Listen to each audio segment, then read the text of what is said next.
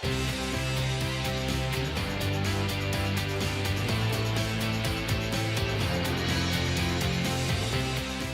afternoon, everyone, and welcome to Live at 4. It's Friday.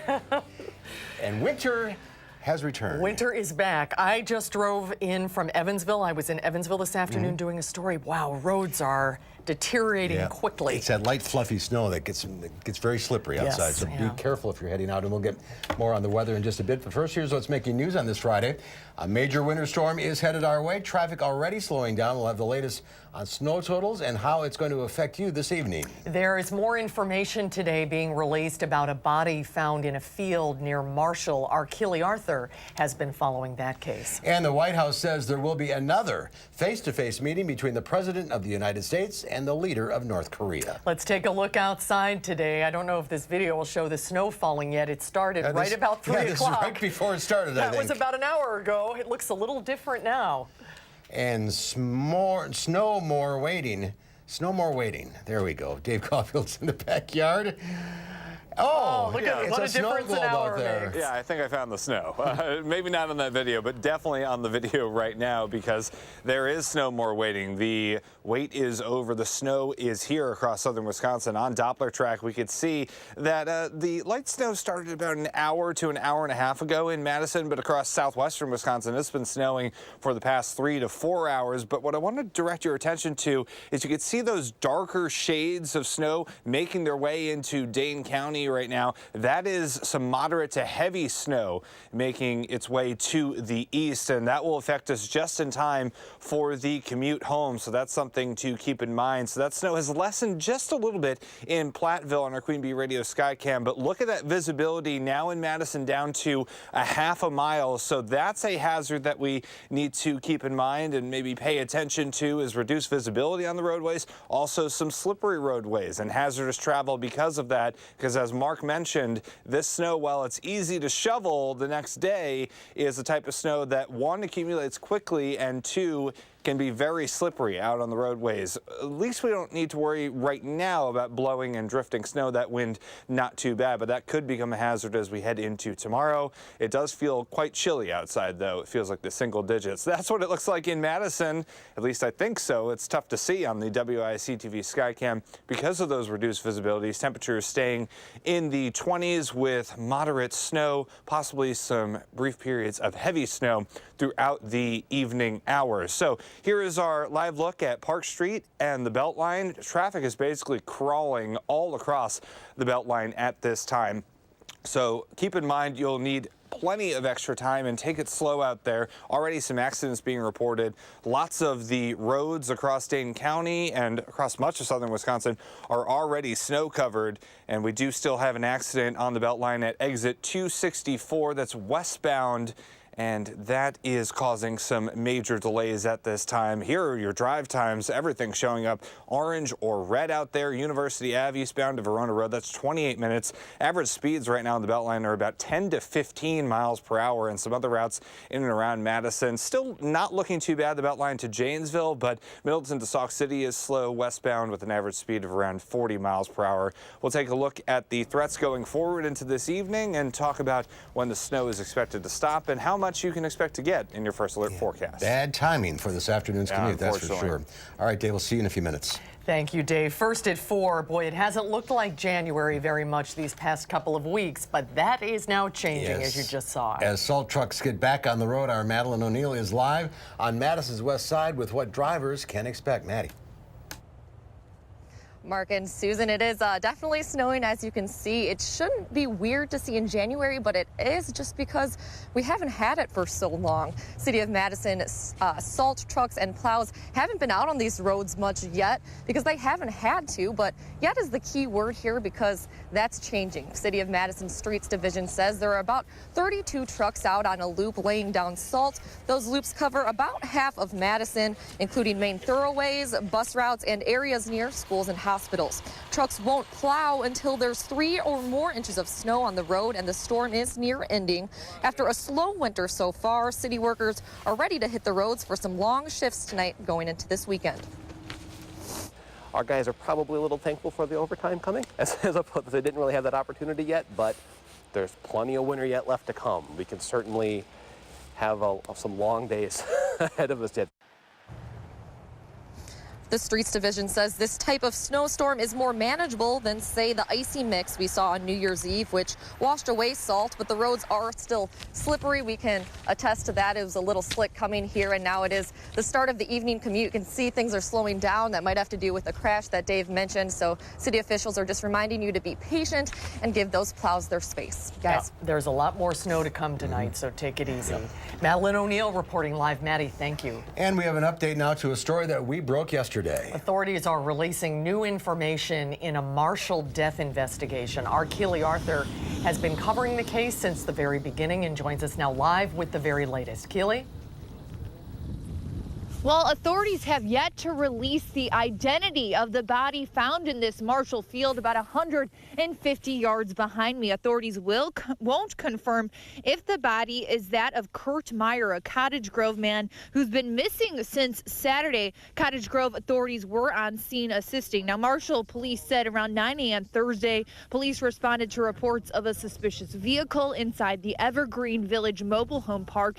An hour later, residents Jeff and Sue LaBelle located the body behind their property. I seen what looked like a body. I said to Sue, I go, what does that look like, what I think it looks like? And I told her to hold on to the dog, and I walked out, and I got about maybe 3 feet from it, and I looked and I hollered to see if he'd respond. The LaBelles say they've been living at Evergreen Village for 15 years and have never experienced anything close to this. They say the way they found the body makes it seem as if foul play was involved. They described it as thrown on the ground. Authorities are releasing little information in this case, but we are being told that the Dane County Medical Examiner's Office will be releasing the name of the victim later today. We'll be sure to bring you that update on channel3000.com and on News 3 at 5 and 6. We will see you in a bit. Keely Arthur reporting live for us from Marshall. Thank you. Thank you, Keely. The White House says a second face-to-face meeting between President Trump and North Korean leader Kim Jong-un will take place next month. Natalie Brand is at the White House, where a North Korean official met with the president today and Secretary of State Mike Pompeo. President Trump and North Korean leader Kim Jong-un are planning a second summit in late February. We've had very good steps in good faith from the North Koreans in releasing the hostages and other moves, and so we're going to continue those conversations, and the president looks forward to his next meeting. The announcement came after an hour-and-a-half-long meeting between the president and North Korean negotiator Kim Young-chol. Kim Young-chol also had a morning meeting with Secretary of State Mike Pompeo at a Washington hotel. Thursday, the Trump administration released its missile defense review. The report called North Korea's weapons arsenal an extraordinary threat. This is something that has not been able to be resolved for over 30 years, and I don't think it's something that President Trump can resolve in the next 2 or 3 months. Balbina Huang worked on North Korea-related issues as a former senior advisor at the State Department. She says this second meeting is more important than the first and that the president needs to walk away with tangible agreements from Kim Jong-un towards denuclearization. That has to be the basic minimum standard of the next summit. With details and yes, with details. More concrete steps. That's right. I mean, it can't be another meeting just to have a photograph and a nice feel-good summit. Vietnam is a likely location for the next summit. The White House says details will be announced at a later time. Natalie Brand, CBS News, the White House. And the White House is denying reports that President Trump directed his former lawyer, Michael Cohen, to lie to Congress. Michael Cohen admitted last November that he lied to Congress when he said talks to build a Trump Tower in Moscow ended 6 months earlier than they actually did. Now, BuzzFeed reports Special Counsel Robert Mueller has uncovered evidence the president personally instructed Cohen to lie. 2 law enforcement sources say they uncovered the request to lie through Trump Organization documents and multiple interviews with witnesses as part of the special counsel's investigation into Russian election meddling. Did the president direct Michael Cohen to lie to Congress? Look, that's absolutely ridiculous. I think that the president's outside counsel addressed this best and said in a statement earlier today that's categorically false. The BuzzFeed report also says the president received at least 10 personal updates from Cohen on the status of the Moscow project, even as he repeatedly denied having any business dealings with Russia.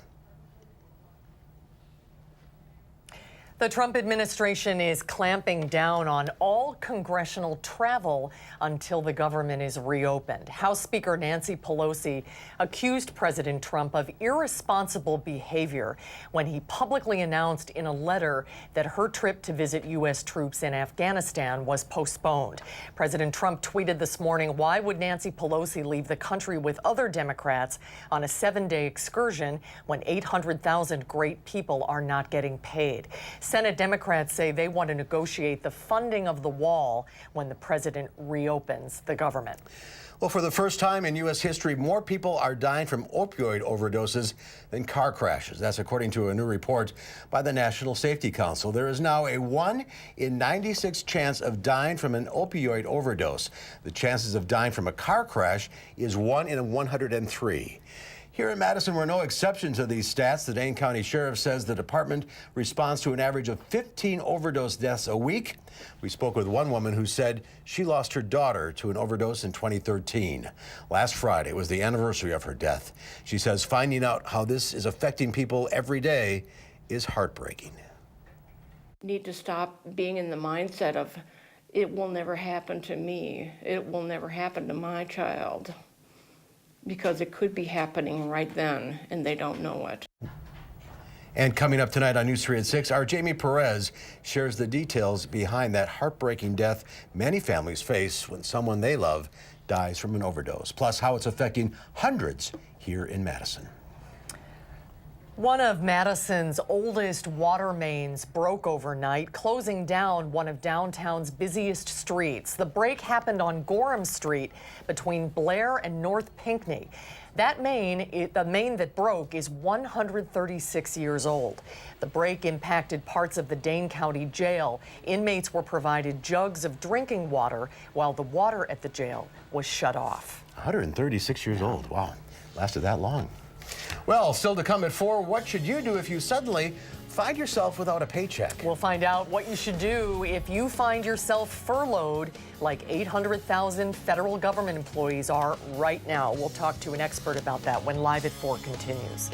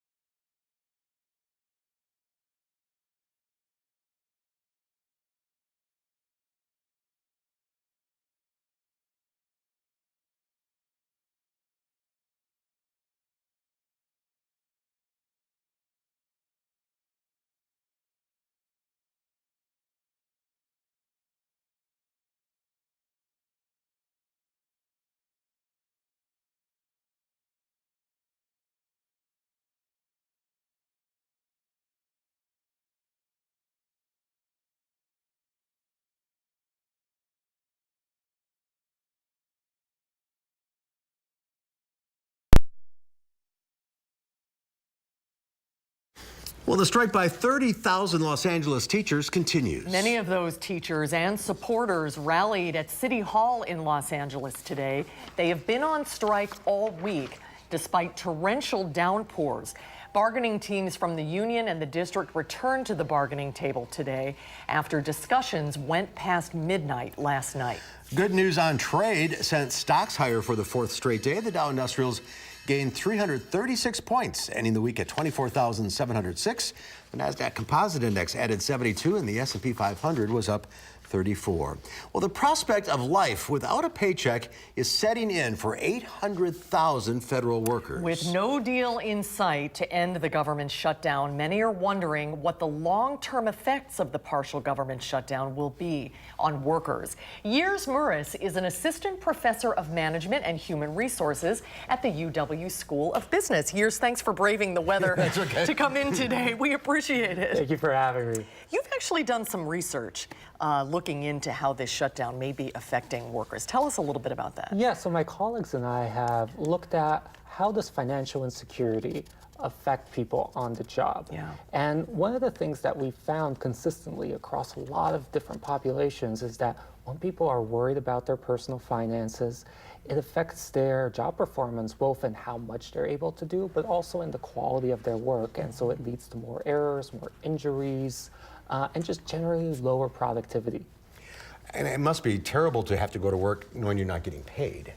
Yeah, that's a big part of it, is that uncertainty. So it's not just that you're not getting paid, but you don't know if you're not getting paid the next time either. Right. And so that uncertainty really makes people anxious, and it leads people to focus on their finances, and it takes away from other concerns like focusing on your work. Taking a look at this at the UW School of Business, do you think this could get significantly worse for people, or will they find a way to navigate it? I understand like some mortgage companies are helping people with bills, paying mortgages that might be late, but not all bills are doing that. Yeah, so there's some organizations and some people that have really stepped up throughout this time to help federal workers. The problem is that people are now having to do things like sell their car, like borrow money, that even when they get their back pay, a lot of those things aren't going to be gone. And so you're creating a problem right now with these workers having to manage their financial situation that's going to last for a very, very long time. And so there needs to be some real policies that address those issues, or else it's going to affect us all, because these are the workers that are really responsible for our security and our safety. I was going to say, these are TSA workers, food inspectors, that could affect the entire country. Yeah, it's a big, big national problem that really hasn't been talked about enough, because now TSA, Air Traffic Control, Bureau of Prisons, Coast Guard, all these people that you would never want to be put in these circumstances, because their job's already hard enough as it is. You're now all together placing them there. And it's just not a good situation, and so we really need to address this. Do you think, what are some of the other impacts you think all of us will feel? Well, obviously, the longer it goes, you can't expect people to go to work 100% in these circumstances. So obviously, airport lines are getting longer, people aren't coming to work, and eventually workers, these talented federal workers that you've invested in to train, they're going to go find other work, because they don't, again, there's a lot of uncertainty about whether any paycheck's going to come in even in the next months. And to have no personal control over that, that's very disheartening. Yeah, it's the lack of control. You can't do anything about it. And I think that adds to this anxiety and makes these negative effects on your job performance actually worse. Hopefully this will come to an end very soon for all concerned. Yes, we hope so. Thanks for being with us today. Years, great to see you. Thank you for coming. Good luck getting back home. Yes. All right, we'll be right back.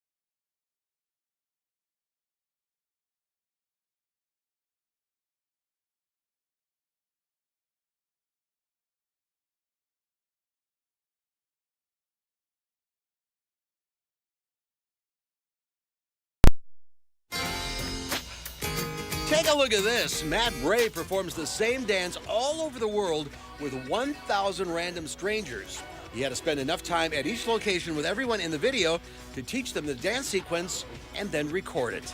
Just watch.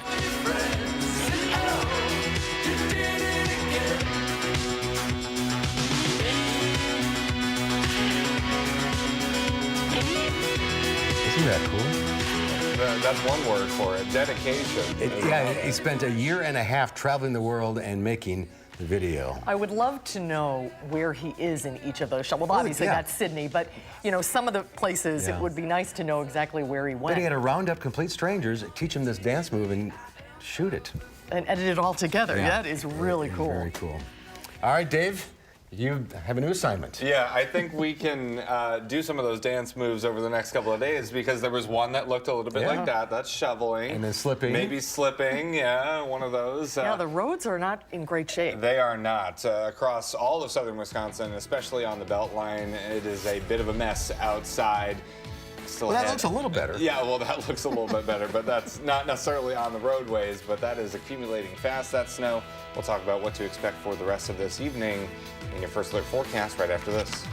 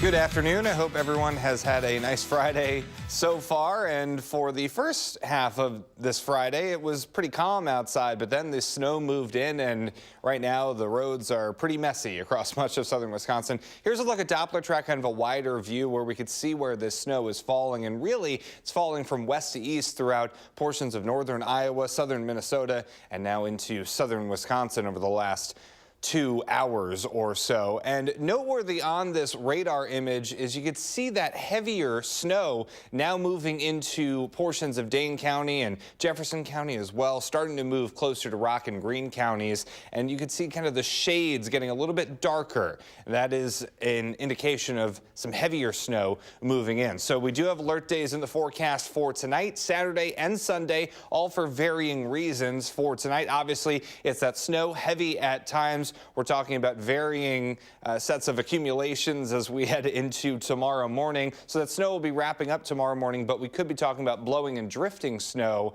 after that because the wind will pick up. It will be very cold as well with highs only in the upper teens, and lows will be near 0 to start off Sunday, and morning wind chills could be -10 to -20. So winter is back with a vengeance this weekend. Winter weather bulletins, we do have winter storm warnings for the spots shaded in pink. It matches my tie. I did that on purpose. And we will also have winter weather advisories for the spots in purple. Those go until tomorrow morning. So the timing of this, we're watching right now, basically until early tomorrow morning when that snow wraps up for most of us. Wow, look at that view in downtown Madison on the Edgewater Skycam. No, really, look at it because there's not much to see. Visibility is really decreased. Roads are deteriorating across southern Wisconsin, so it's not the best situation for travel right now, that is for sure. A lot of roads are still snow covered at the present time. Visibility is now at a half a mile, in Madison. The same thing in the Dells, and in Lone Rock down to a quarter of a mile in Boscobel. So here are the winter weather threats. From now until tomorrow morning, dealing with moderate to sometimes heavy snow. Then the wind picks up by the time we get to tomorrow morning, so blowing and drifting snow could be a problem. And then the cold weather really starts to hit as we head into later portions of Saturday. And then for Sunday and Monday, it could be a bit bitterly cold outside. So that's also something to keep in mind. Once the snow ends, the threat isn't over. It sticks with us for the next couple of days. So on Future Track, we still have the snow with us for much of southern Wisconsin. Note the time. This is about 8 or 9 tonight. And that snow sticking with us into the early morning hours of Saturday, but starting to come to an end for spots north and west of Madison. However, as we get into about Saturday, by about 8 or 9, I think a lot of us are seeing that snow dwindling down, coming to an end, and we actually could see a little bit of sunshine by the time we get to later on Saturday. Now, for spots like Milwaukee and Kenosha, the lake effect machine gets going by the time we get to Saturday night into Sunday, so that could bump up snow totals a little bit closer to those spots. But generally talking about 3 to 6 inches just north of Madison, south of Madison, about 5 to 8 inches locally. We could be talking about 9, possibly even 10 inches, not out of the question, just depending on how strong that snow comes in and also how much blowing and drifting snow that we get. That also could play a factor. But at least for the short term, tonight, for the evening commute, give yourself plenty of extra time. Take it easy on the roadways with the snow continuing to fall throughout the next couple of hours at least, and as we head into the overnight hours and tomorrow morning. Alert days in the forecast for Saturday and Sunday for the cold and also some blowing and drifting snow. Then a short break for Martin Luther King Jr. Day on Monday, and then our next system arrives late Monday into Tuesday. Could bring us some more snow. So I think we got way past winter's due to start us off this month, but now it's definitely here, and it doesn't really want to let go just yet. Not great timing with the evening commute, but it is good timing with the weekend, and then a lot of kids and people have work off on Monday for MLK Day. Right. So. At least that's the good news. Yeah. I wish I could have postponed the snow just a couple more hours, right. But unfortunately we're going to have to deal with it for the rest of the evening. Making up for lost time here. Yeah, exactly. All right, Dave, thank you. Thank you, Dave. Well, our team will keep you up to date on the cold and snow tomorrow morning and Sunday morning here on News 3. We'll have live reports on both mornings at 5 and 8 a.m. And then on Sunday, be sure to stay with us and the CBS Sunday Morning program with Jane Pauley. We welcome Sunday morning contributor Mo Rocca to the program. Hi, Mo. Good morning. Well, I'm officially a correspondent. Contributors are only on once in a while, but that's okay. That's fine. I used to be a contributor, but now I'm a correspondent. And let me tell you, Mark, our cover story this week is a real eye-opener. We're looking at the growing number of college students who happen to be homeless. So it is quite a serious story. But then we're moving on to remember a legend, the iconic the incomparable Carol Channing, who passed away this week at the age of 97.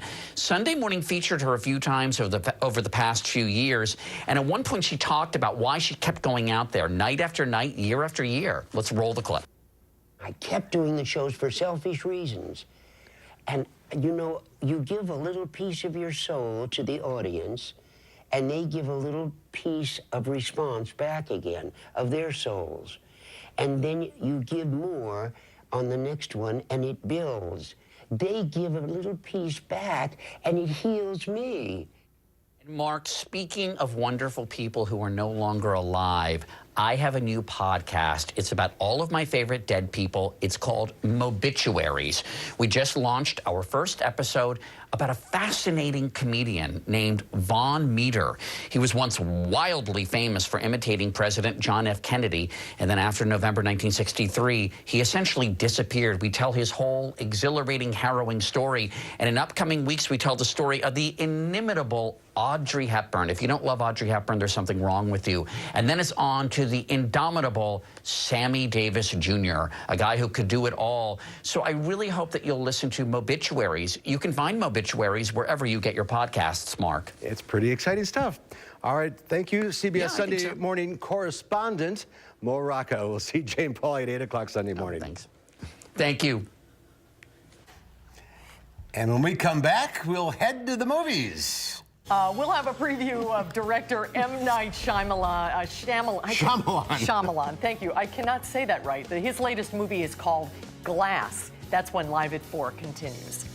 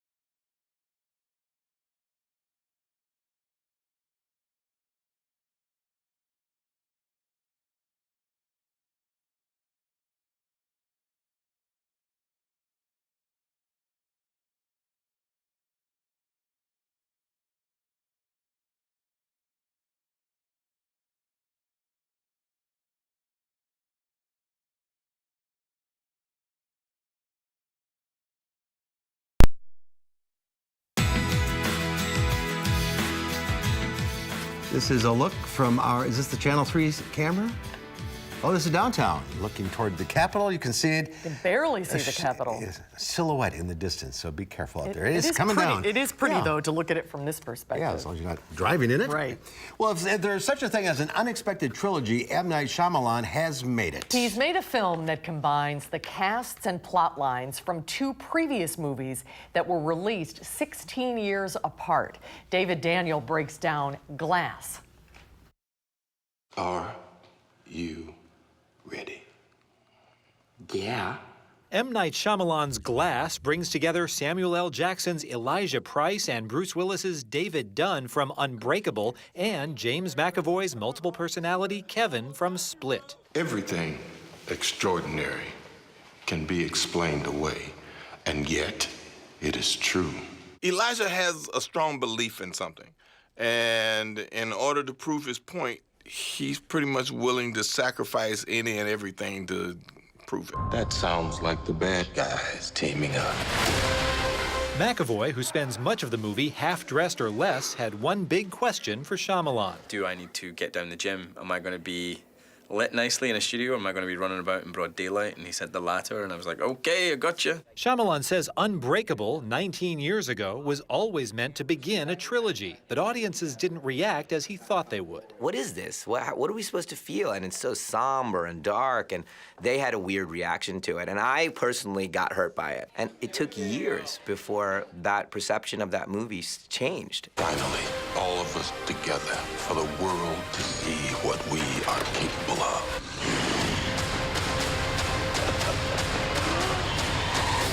In Hollywood, I'm David Daniel.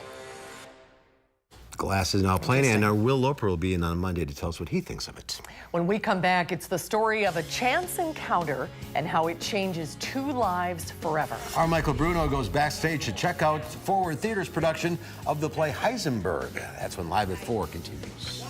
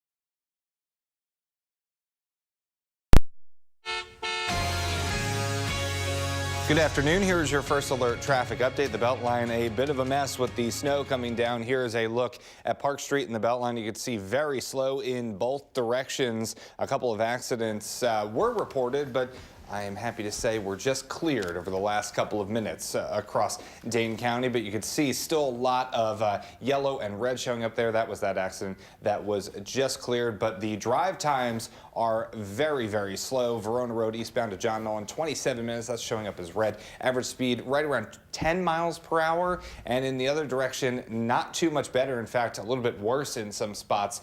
The interstate to John Nolan, that will take you 23 minutes right now with an average speed right around 10 miles per hour. So give yourself plenty of extra time on the roadways. That's your first alert traffic update. Yep, and leave some room to the car in front of you. Yes. All right, Dave, thank you. Check this out. This skydiver leaps off the side of a hot air balloon floating over Arizona. He's testing out his new GoPro Fusion camera, which captures 360-degree videos and photos. I'm not even sure what we're looking at. It's amazing, isn't it? Yeah, it doesn't really look real, though. It's Well, it is. The jumper's a professional skydiver and base jumper. I got to get one of them cameras. Kind of cool. All right. Well, I'm trying to figure out what we're looking at there. Stunned into silence. Yes. The Tony Award-nominated play Heisenberg is making its Madison debut this weekend. This two-person play mimes the extraordinary in the commonplace. Forward Theater Company is staging this powerful piece at the Playhouse at the Overture Center. Our Michael Bruno goes backstage to talk to the two actors of Heisenberg. I'm Georgie. Hello, Georgie. Alex. Georgie Burns. Alex Priest. This is all very formal, isn't it? I suppose it is. Georgie Burns, how very nice to meet you. Alex Priest, charmed, I'm sure. Yes. Don't panic, I'm going now. I wasn't panicking. A woman, Georgie Burns, who's in her early 40s, is living in London, and she meets one day in a train station a man from Ireland who's in his 70s. They're both expats living in London, so they're both kind of misfits. Both of them are out of their element, out of their orb. They strike up a conversation, and what the play is it tracks a very unlikely relationship between the two of them. I got millions of the things. Sometimes it's fun to take photographs of complete strangers. The idea is to freeze them. It's completely private. It's just something I do. I don't think that's a good idea, do you? Why not? I'd really rather you didn't, thank you. And they have a very bumpy road, but they forge a friendship and an alliance and even a romantic relationship. But it's not an ingenue and a juvenile. It's two sort of fully formed people, both of whom need something. Have you ever been to Africa? I've never been anywhere. I'd love to go to Africa. I don't think I've been to enough places in my life where things could happen to you which are completely unpredictable. They both have had real rejection in their past, and they've never really healed from that. And the story really is the conflict in discovering what and whether they need from each other, both from each other and need to give each other. Sublime. He was English. He's the reason I came to London. Why are you talking to me? I feel that Georgie thinks she messed up in her life. So she creates these these lies, these fantasies. What job do you do? I'm an assassin. I'm not really. And she goes around London and she tells people she's somebody else. She makes things up. I wander up and down Liverpool Road, go into the shops, rummage about. She's a liar. But she really enjoys it because I feel like she's, like a lot of us, I suppose, she's wondering, hey, if I had made this choice, would I be somebody else? Who would I be? If I'd made this choice, would I be somebody else? So she allows herself to follow that line of thinking and become these other people, except she gets caught. And she has to come clean with this man, Alex. You're not a butcher at all, are you? I'm going. Just his quiet spirit requires the truth. So very quickly in his presence, she learns to tell the truth, and she kind of becomes a truth teller, even at the point when she knows she's going to hurt him. Goodbye. Don't go. Why not? I just enjoy having you here.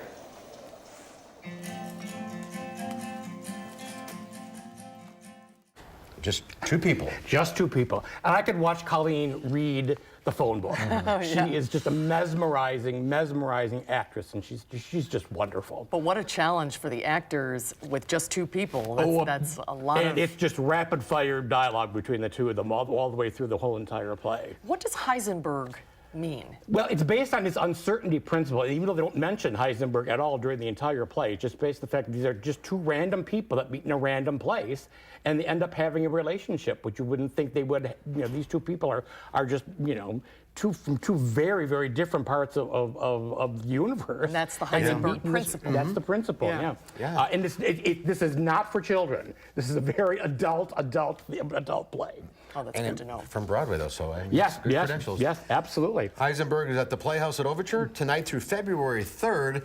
Go to overture.org for tickets and times. And next week? Next week, it's A Serpent's Tooth, the King Lear musical brought to you by Are We Delicious at the Bartell Theater. That's a mouthful. Yes, it is. All right. Thank you, Michael. Drive safely. Michael. Have a yes, good indeed. weekend. Be careful out there. All right, we'll be right back.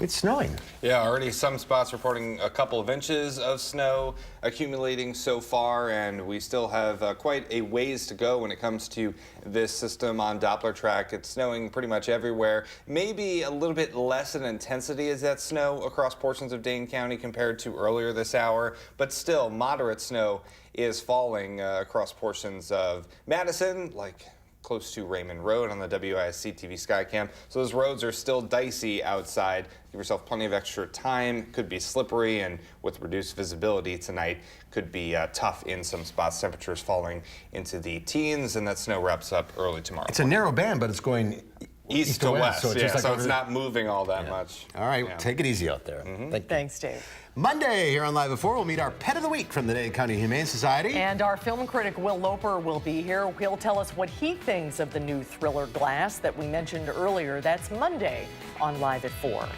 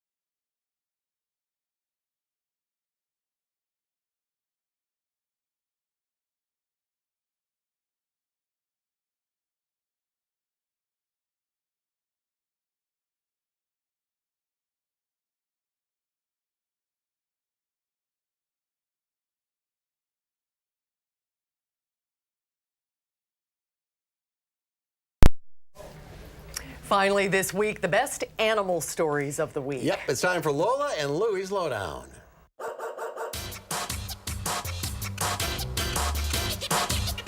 This week on the Lowdown, it's a dog and his bone. That's a lot of elk. And big cats on a big string. But first, it's happy birthday to this 1-year-old female panda at the National Zoo in Kuala Lumpur. The still unnamed little girl dined on an ice cake made of fruit, vegetables, and bamboo. The 1-year-old is the second offspring for Sing Sing and Ling Ling during their stay in Malaysia.